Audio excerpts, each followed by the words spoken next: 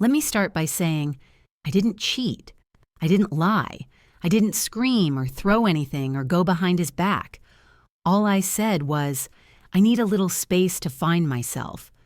And for that, I came home to find the locks changed and a suitcase sitting on the porch like I was a stranger. But it didn't start like this. We were happy. Or at least I thought we were. I met Ryan when I was 24. He was the kind of man you date when you're finally tired of the games. Solid, dependable. The kind who texts back, shows up on time, and never forgets your coffee order. After a few messy situationships and years of emotional chaos, he felt like peace, and I mistook that for passion. We moved in after a year, married in 3. By all standards, we were doing everything right.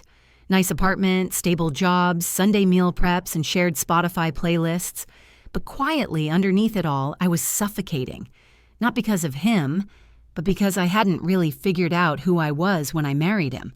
I just folded myself into the life we built and called it ours. And for a while that worked, until it didn't. The shift was slow, subtle.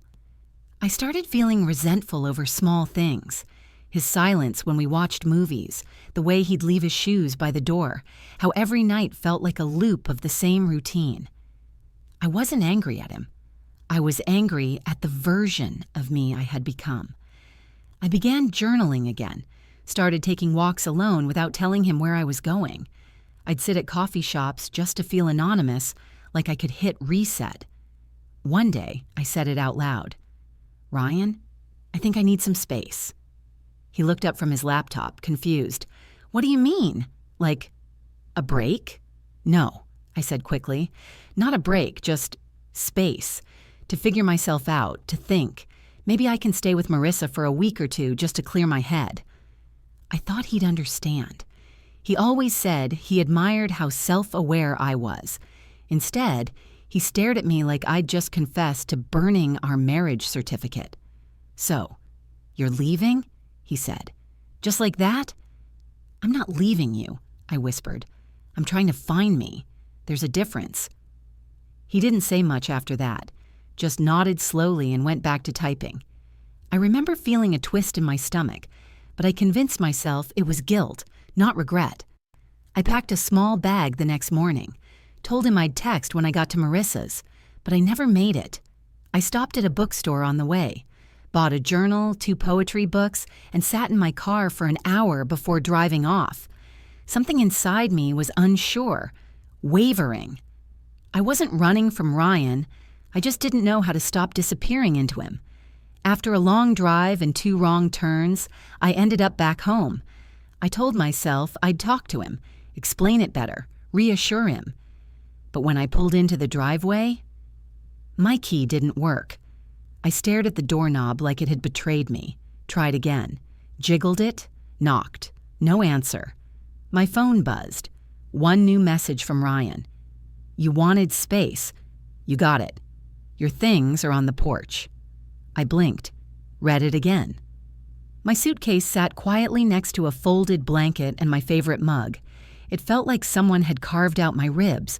I spent that night crying in the back seat of my car, clutching that stupid poetry book like it could translate the ache in my chest. Marissa let me crash, but even she didn't know what to say. "Maybe he's just hurt," she offered. But deep down, I knew this wasn't just about space. Ryan had drawn a line and I had crossed it. Weeks passed. I texted, once, twice, then nothing. No response. He went ghost. Our shared Spotify playlists disappeared. Our Netflix login stopped working. Mail stopped coming. It was like I'd been erased. And the worst part? I didn't even know if I'd done anything wrong. Was it selfish to ask for space? Or was it selfish of him to shut me out the moment I needed breathing room? Months later, I heard through a mutual friend that he was seeing someone new, someone simple, someone who doesn't need to go find herself. That one stung. I scrolled her Instagram like a masochist.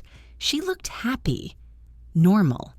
She didn't seem like someone who'd need to buy journals to find peace. And suddenly, I started questioning everything.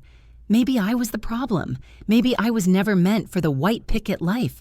Maybe I should have stayed in the chaos where people expect you to fall apart. But here's the twist I didn't see coming. One night, a year later, I got a call from a blocked number. I almost didn't answer. "Hey," the voice said. It was Ryan. He sounded tired, older, or maybe just disappointed. I just wanted to say, "I get it now." Silence. "I was scared," he continued. "When you said you needed space, all I heard was that you were already gone. So I pushed you out before you could leave. I couldn't speak. I wanted to scream, to say, 'Why didn't you just talk to me?' But I didn't, because I understood something, finally. We both had abandonment issues. I abandoned myself. He abandoned me. Neither of us knew how to hold space for pain we didn't understand. We didn't get back together. We didn't fall into some movie-style reunion with rain and kissing in the driveway. But we did talk. Once. Then again, a few months later. Less as lovers. More like survivors of the same emotional earthquake. Now I live in a small apartment with big windows and a plant I haven't killed yet. I write more. Breathe more. I'm not found yet, but I'm finally searching for the right reasons. Sometimes I still think about Ryan, and sometimes I think about how easy it is to mistake safety for stagnation, and how sometimes the bravest thing you can do is not leave, but to stay and ask the hard questions. But for me, back then, I didn't know how, and he didn't know how to wait. So now, here we are. He's moved on, and I'm learning to live with the echo of a door that closed before I was ready to walk through it.